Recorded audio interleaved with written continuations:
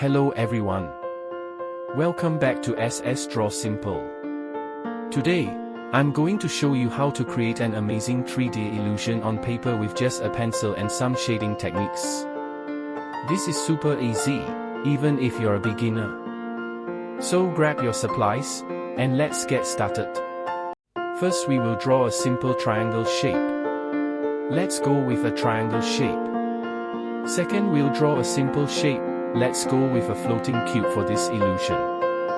Start by drawing a square lightly on your paper. Now, slightly above and to the side, draw an identical square. This will be the top of our 3D cube. Connect the corners with straight lines to complete the cube outline. Don't worry about perfection, this is just the foundation.